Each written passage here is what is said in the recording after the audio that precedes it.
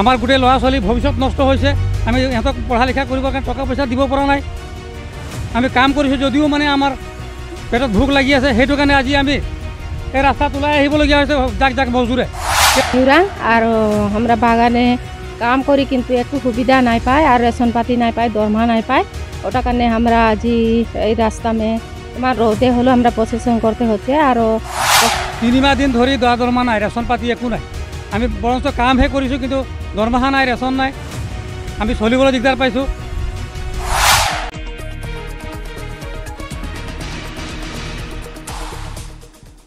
Workers and staff of Bogijan Tea Estate demand immediate release of pending salaries.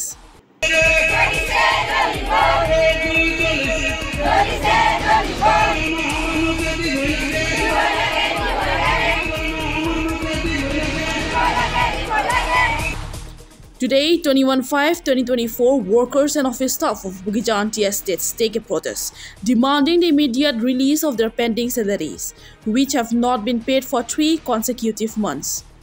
In addition to the delayed salaries, the workers highlighted a discontinuation of their weekly rations, including essential items such as rice and pulses. The protesters voiced their struggle, citing their inability to afford their children's education, medical expenses, and daily necessities due to the financial strain. The workers and staff call on Andrew Yule Cooperative Limited to address their grievances promptly and ensure the immediate disbursement of their overdue payments. এই যেটো নাকি রাস্তাত যে আহিবলগীয়া হৈছে, আজি আমাৰ 3 মাহ দিন ধৰি দৰমহা নাই, ৰেচন পাতি একো নাই। আমি বৰঞ্চ কামহে কৰিছোঁ কিন্তু দৰমহা নাই, ৰেচন নাই। আমি চলিবলৈ দিগদাৰ পাইছোঁ। আমাৰ গোটে ল'ৰা ছোৱালী ভবিষ্যৎ নষ্ট হৈছে। আমি ইহঁতক পঢ়া লিখা কৰিবৰ কাৰণে টকা পইচা দিব পৰা নাই। আমি কাম কৰিছোঁ যদিও মানে আমাৰ পেটত ভোক লাগি আছে, সেইটো কাৰণে আজি আমি এই ৰাস্তাত ওলাই আহিবলগীয়া হৈছে যাক যাক মজদুৰে। তেওঁলোকৰ ঘৰত আজি কাৰোবাৰ ঘৰত চোলা জ্বলা নাই, কাৰোবাৰ ঘৰত চাউলে নাই। এনেকুৱা পৰিস্থিতিৰ মাজত আমাৰ ৰাইজে আজি দিনবিলাক পাৰ কৰি আছে। তো এনে এটা পৰিস্থিতি আমি মানে আজি তেওঁলোকে আমাক বাধ্য কৰাই দিছে। তেওঁলোকে আমাৰ কাম লৈছে 8 ঘণ্টা মজুৰি, কিন্তু সেই মজুৰিৰ বিনিময়ত আমাক আজি না দৰমহা দিছে, না চাউল দিছে, না আমাৰ ঘৰ দুৱাৰবিলাক ভালকৈ বনাই দিছে। গতিকে তেনেধৰণৰ পৰিস্থিতি আজি আমাক দেখা দি আমি আজি হয়তো বেমাৰ এটা যদি হৈ যাওঁ, তাতো আমি ভাল ধৰণৰ চিকিৎসা পোৱা নাই, ট্ৰিটমেণ্ট পোৱা নাই, টকা পইচা পোৱা নাই। আমাৰ মানুহে তেনেকৈ বেমাৰ আজাৰতে কেকাই মৰিবলগীয়া হৈ আছে। তো তেনে পৰ্যায়তে আজি আমি 3 মাহ দিন ধৰি ভুগিবলগীয়া হৈছে।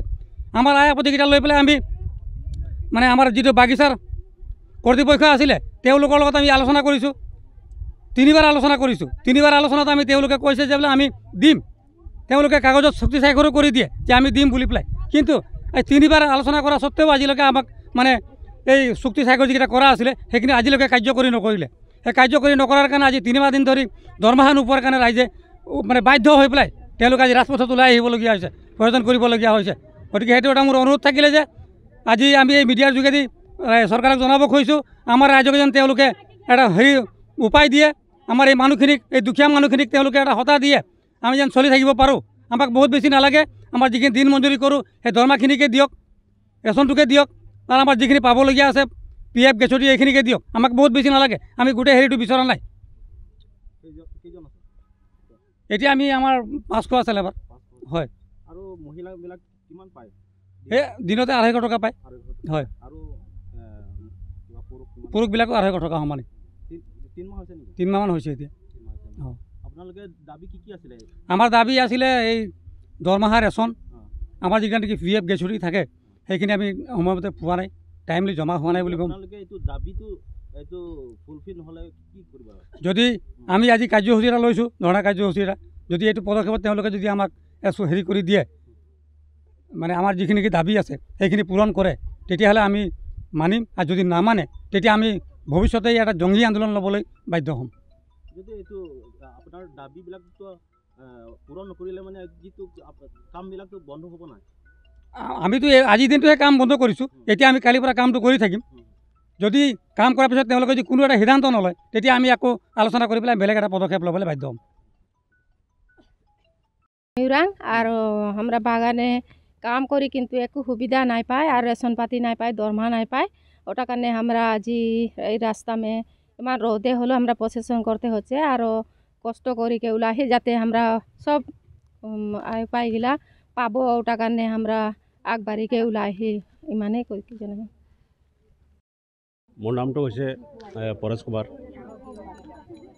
আৰু আজি আমাৰ এণ্ড্ৰয়েল কোম্পানী বুলি ক'লে মানে অসমত 10খন বাগান আছে আৰু সেই 10খন বাগানে একেটা কণ্ডিশ্যনত চলি আছে আৰু সেইকাৰণে আজি সিদ্ধান্ত লোৱা হৈছে 10খন বাগানে সিদ্ধান্ত লৈছে ধৰ্মঘট কাৰ্যসূচী আৰু যিহেতু মানে আমাৰ যিটো ডেলিগেটেড দৰমহা দিয়ে মানে 3টামান দৰমহা এতিয়ালৈকে দিয়া হোৱা নাই আৰু আমি যিটো সাব ষ্টাফ বুলি কয় আৰু সাব ষ্টাফো মানে সময়মতে বেতন পোৱা নাই আৰু আমাৰ যিটো সংঘ আছে অসম চাহ মজদুৰ সংঘ আৰু তাৰ জৰিয়তে আজি আমি ধৰ্মঘট কাৰ্যসূচী লৈছোঁ যাতে এই কাৰ্যসূচী লোৱাৰ পিছত যাতে মেনেজমেণ্টে কিছু কথা বুজি পায় আৰু আমাৰ প্ৰাপ্যখিনি যাতে আদায় কৰে তাৰ কাৰণে আমি এইটো ব্যৱস্থা লোৱা হৈছে আৰু তেনেকুৱা বহুত সমস্যা আছে আৰু সেই সকলো সমস্যাৰ পৰা আমি মানে কোম্পানীৰ ফালৰ পৰা সা সুবিধা তেনেকুৱা পোৱা নাই ঘৰ দুৱাৰ ইত্যাদি কৰি বহুত তেনেকুৱা সুবিধা পোৱা নাই আমি আৰু সেইকাৰণে আজি আমি এই ধৰ্মঘট কাৰ্যসূচীটো লৈছোঁ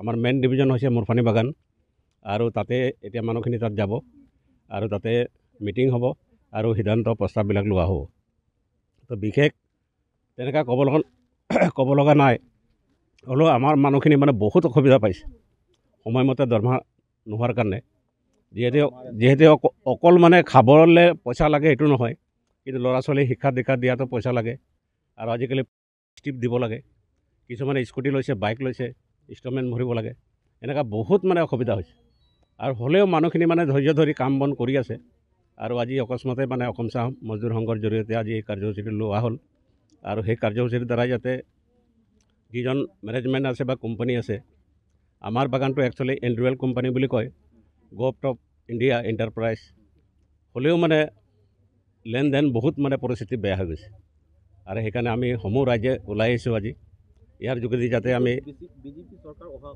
লগত এনেকুৱা প্ৰব্লেম আহিছেনে আগৰ পৰা আমাৰ নাই আজি 3 বছৰ পৰিৱৰ্তন চৰকাৰ অহাৰ লগে লগে প্ৰব্লেমটো আহিলে ন হয় মানে 3 বছৰমান হৈ গ'ল বাগানৰ পৰিস্থিতি এনেকুৱা হৈছে নহ'লে কিন্তু আগত এনেকুৱা হোৱা নাই তো যোৱাবাৰ আমাৰ মেনেজাৰৰ লগত আমি আলোচনা কৰিছিলোঁ মেনেজাৰে ক'লে যে আমাৰ এণ্ড্ৰয়েল কোম্পানীৰ চেয়াৰমেন দিল্লী গৈছে আৰু তাতে লোন এপ্লাই কৰিবলৈ কিন্তু একো ৰেছপন্স নাপালে বুলি কৈছে এতিয়া নতুন চৰকাৰ যদি কিবা বহে আকৌ এবাৰ এপ্লাই কৰিব জুলাই মাহৰ ভিতৰত যদি লোন পায় হ'লে বাগানৰ পৰিস্থিতিটো ভাল হ'ব আৰু যদি লোন নাপায় হ'লে বিক্ৰী লিষ্টত যাব বুলি ক'লে গতিকে মই ইয়াকে কৈ সামৰণি মাৰিলোঁ